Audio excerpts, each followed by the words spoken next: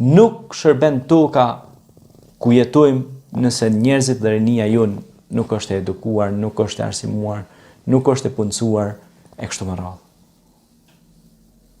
Nuk duhet asnjë lloj pasurie sepse pasuria më e madhe është njeriu.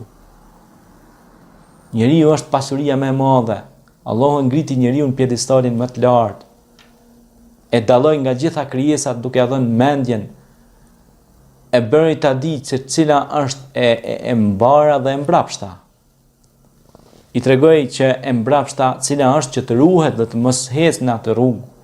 I kallzoi pra rrugën e drejtë dhe cila është rruga e padrejtë. Prandaj, gjithë ata që duan të këshillohen dhe të konsultohen me fjalën më të bukur, me fjalën më të mirë që është Kurani famlar, ta lexojnë atë spaku një faqe në ditë, spaku një faqe në ditë, sepse aty do marrin shumë mësime që janë mësime për këtë jetë dhe jetën tjetër. Prandaj lutim Allahun e Madhreshëm, Allahumma rabbana atina fid dunya hasanatan wa fil akhirati hasanatan wa qina adhaban nar. O Zot, na jep të mira në këtë botë dhe në botën tjetër, dhe runa nga zjarri. Lëm ndjek se cilët janë njerëz dhe gurt. Prandaj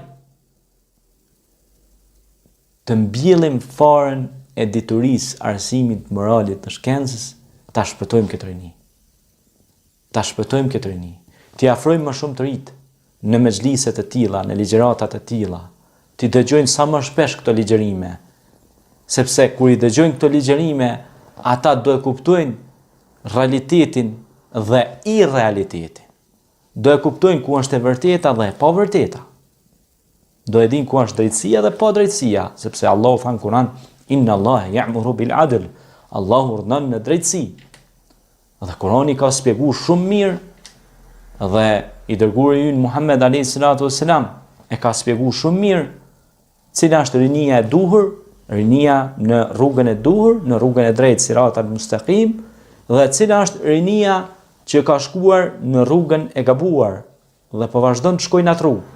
Dhe rinia që është rini që e ka lidh zemrën e vet me shtëpinë e Zotit, rini e cila i është shmangur prostitucionit, rini e cila i është shmangur lakuritësisë, rini e cila i është shmangur padrejtësisë, rini e cila ka perspektivë për saj. Prandaj, gjërat duken, shihen. Prandaj dita e mirë shihet me mjes. Prandaj të përmirësohemi sepse edhe Zoti than Kur'an, ka shpëtu ai që pastroi vetveten dhe u përmirësua dhe e rregulloi pra planin e jetës. Njerëzit bëjnë plane të shtëpive, plane të rrugëve, plane arkitektonike, plane aeroportesh, plane autobuzash, plane ku diun se çfarë planesh bëjnë, por një plan që është plani më i madh dhe më si duket e kanë harruar, është plani i rinisë.